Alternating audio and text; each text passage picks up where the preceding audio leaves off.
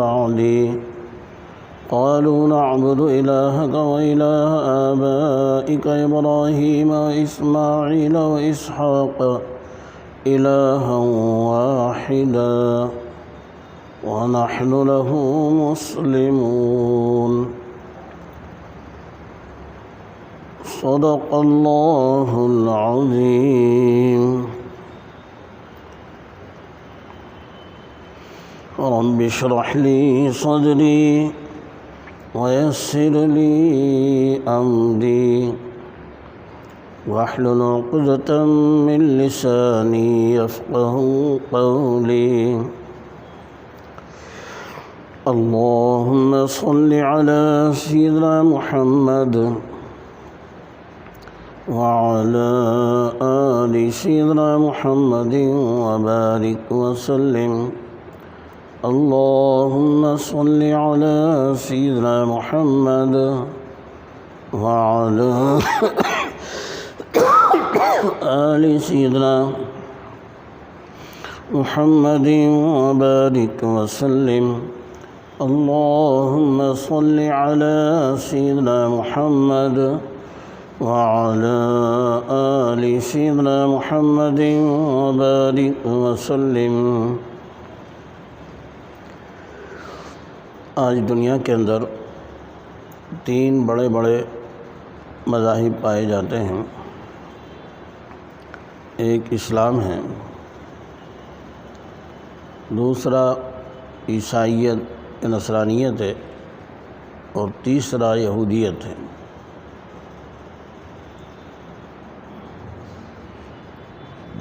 اور تینوں مذہبوں کے مرجع اور پیشوا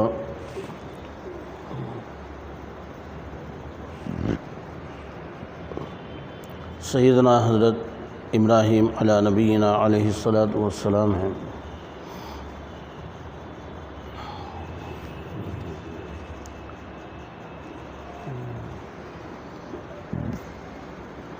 تینوں ہی اپنی نسبت سیدنا ابراہیم علی نبینا علیہ الصلاۃ والسلام سے قائم کرتے ہیں،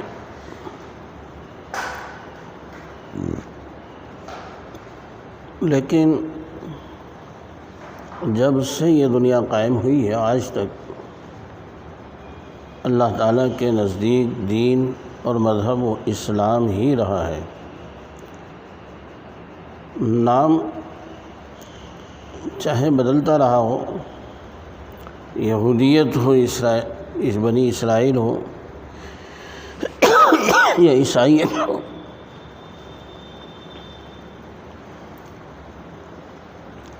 اللہ رب العزت نے قرآن عظیم الشان میں فرمایا ان الدین عند اللہ الاسلام، کہ اللہ تعالیٰ کے نزدیک دین تو اسلام ہی ہے، اور اسلام کے معنی آتے ہیں اطاعت کے، فرما برداری کے۔ انبیاء نے ہمیشہ اللہ رب العزت کی اطاعت کی، فرما برداری کی، اس لیے وہ مسلمان رہے۔ انبیاء کے پیروکاروں نے ہمیشہ اللہ کی اطاعت کی اور نبی کی بتلائی ہوئی راہوں پر چل کر اللہ کی عبادت کی، وہ بھی مسلمان رہے۔ حضرت ابراہیم علیہ السلام کے بارے میں اللہ رب العزت نے فرمایا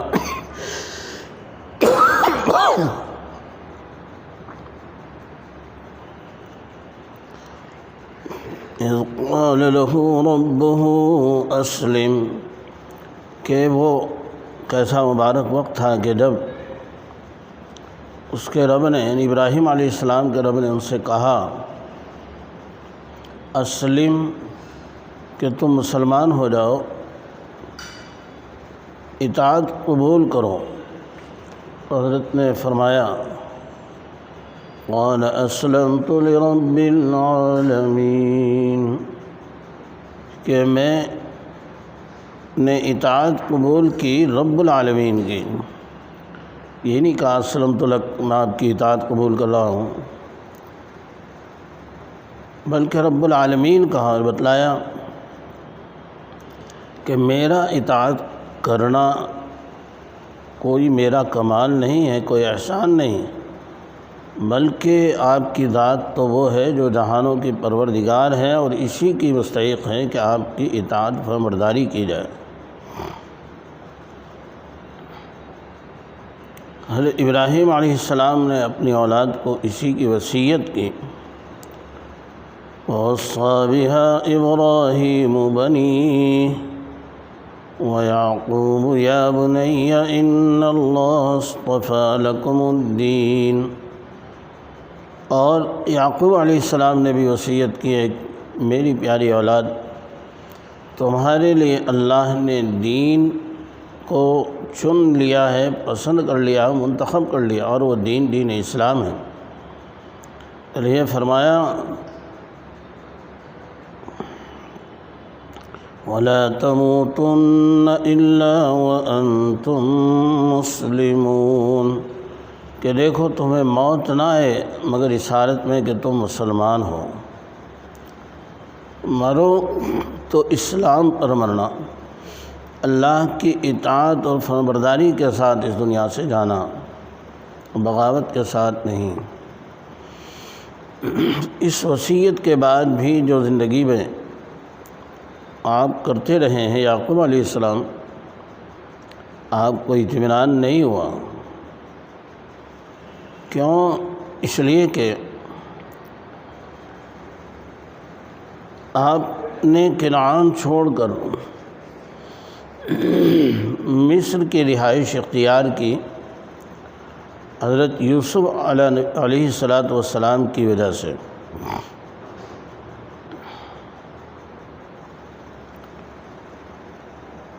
حضرت یوسف علیہ السلام مصر میں پہنچے تو اکیلے تھے،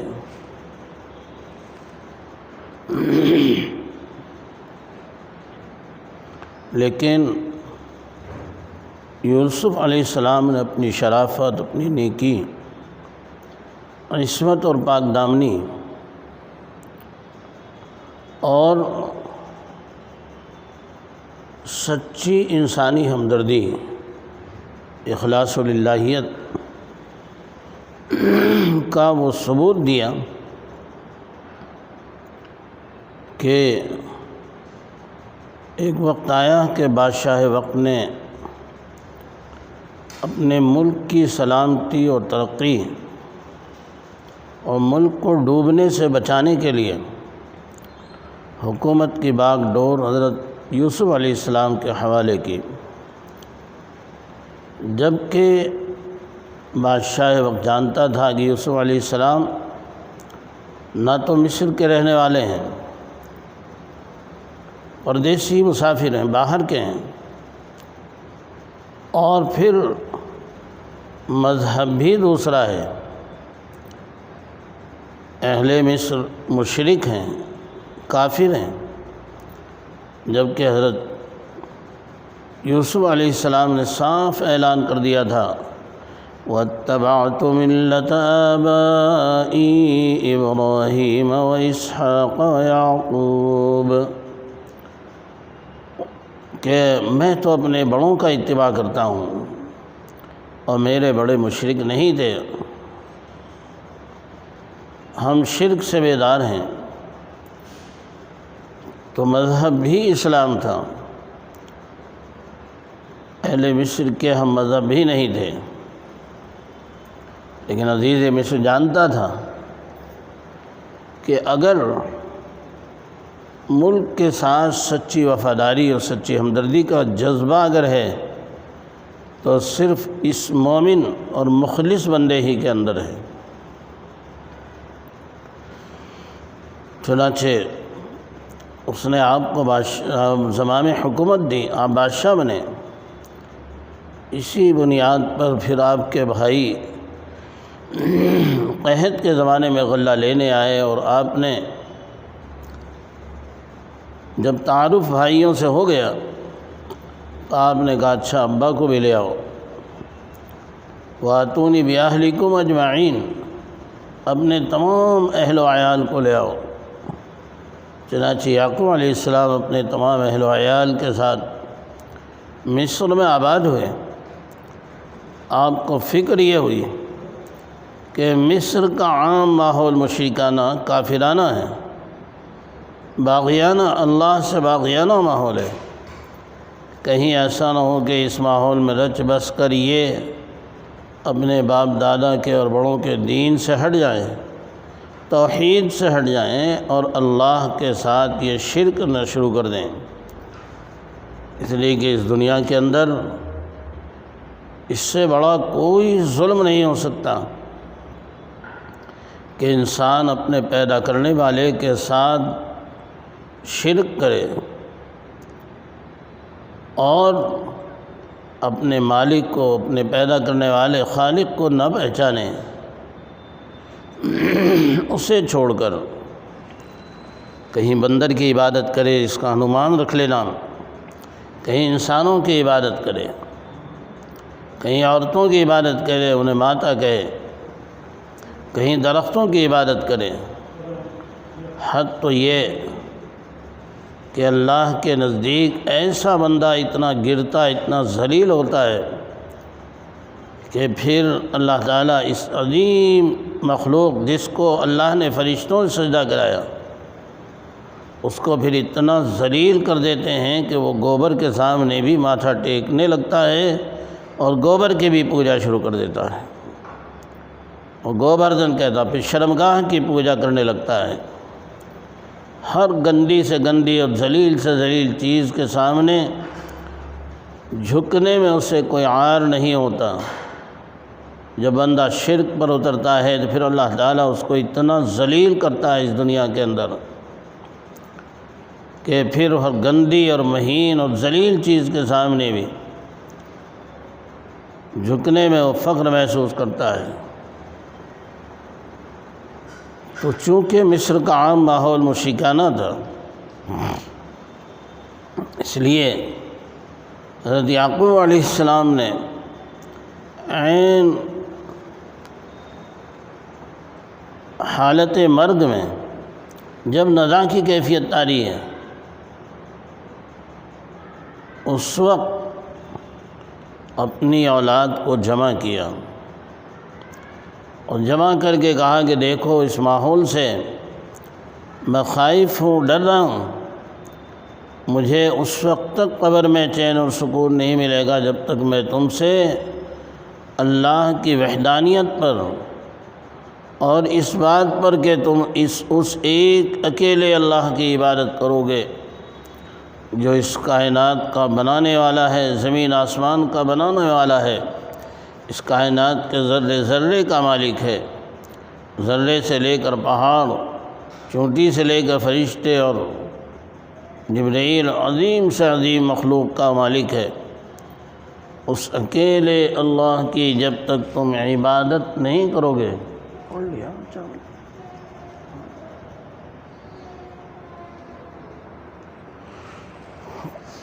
اور مجھے اطمینان نہ ہو جائے، اس وقت مجھے چین اور سکون نہیں ملے گا۔ چنانچہ اللہ رب العزت نے قرآن عظیم الشان میں مرتے وقت ان کی فکر مندی کو اس طرح پر بیان کیا، فرمایا ام کنتم شہداء اذ حضر یعقوب الموت، دراصل یہ ام کنتم شہداء، کیا تم لوگ موجود تھے اس وقت اللہ کے نبی صلی اللہ علیہ وسلم نے جب اپنے زمانے کے یہودیوں کو اسلام پیش کیا، نصارہ کو اسلام پیش کیا، تو جو سعادت مند لوگ تھے جن کے لیے ہدایت مقدر تھی انہوں نے اسلام قبول کر لیا، لیکن جن کے لیے گمراہی مقدر تھی اور وہ اللہ اور اس کی رسول کی اطاعت کے لیے آمادہ نہیں تھے، پہلے سے ہی وہ اپنے دین سے بھی برگشتہ تھے اور چھوٹی چھوٹی رقموں پر ان کے علماء مسئلے بدل دیا کرتے تھے، تو ایسے لوگوں کو جب پیغمبر صلی اللہ علیہ وسلم نے، ہمارے نبی صلی اللہ علیہ وسلم نے اسلام کی دعوت دی تو کہنے لگے کہ آپ تو جانتے ہیں کہ مرتے وقت یعقوب علیہ السلام نے، اس حضرت اسرائیل نے ہمیں وصیت کی تھی کہ تم یہودی ہی ہو کر مرنا، اس لیے ہم کیسے اسلام قبول کر سکتے ہیں؟ اللہ رب العزت نے فرمایا کیا تم وہاں موجود تھے جب حضرت یعقوب علیہ السلام قریب المرگ تھے؟ ام کنتم شہداء اذ حضر یعقوب الموت اذ قال لبنیہ ما تعبدون من بعدی۔ اور کیسا مبارک وقت تھا، کیسی حسین گھڑی تھی وہ، جب یعقوب علیہ السلام اپنی اولاد سے یہ سوال کر رہے تھے کہ ما تعبدون من بعدی، میرے بعد تم کس کی عبادت کرو گے؟ تو سب نے بیک زبان کہا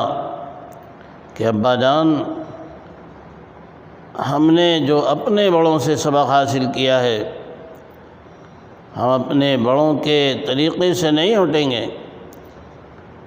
ہم اس رب العالمین کی عبادت سے پیچھے نہیں ہٹیں گے۔ اور جواب دیا کہ آپ مطمئن رہیں، نعبد الہک و الہ آبائک ابراہیم و اسماعیل و اسحاق الہا واحدا، کہ ہم عبادت کریں گے آپ کے معبود کی اور آپ کے بڑوں کے معبود کی۔ اور آپ ہمارے بڑے حضرت ابراہیم اور اسماعیل، حضرت اسحاق، اور وہ کون معبود ہے؟ الہا واحدا، وہ ایک اکیلا رب ہے۔ اس نے اپنی تعریف خود کی اور فرمایا قل هو اللہ احد، اے پیغمبر آپ اعلان کر دیجئے اللہ ایک اکیلا ہے، اللہ الصمد، اور وہ بے نیاز ہے، ساری دنیا بھی اس کی مخالفت کرے اس کی شان میں کوئی فرق پڑنے والا نہیں ہے، اسے کسی کی حاجت نہیں ہو، کسی کا محتاج نہیں ہو، بے پرواہ ہے۔ لم یلد ولم یولد، نہ اس نے کسی کو جنا اور نہ وہ کسی سے جنا گیا، نہ اس کا ماں ہے، نہ اس کی ماں ہے، نہ اس کا باپ ہے، اور نہ کوئی اس کی اولاد ہے، اکیلا ہے، تنہا ہے، ہمیشہ سے ہمیشہ رہے گا۔ وَلَمْ يَكُنْ لَهُ كُفُوًا أَحَدٌ، اور اس کا کوئی ہمسر نہیں، اس جیسا کوئی نہیں، وہ تنہا اس ساری کائنات کا مالک بھی ہے، خالق بھی ہے اور معبود بھی ہے، وہی عبادت کا مستحق ہے، وہی ساری کائنات کے نظام کو چلا رہا ہے۔ اس نے خود اپنی تعریف کی۔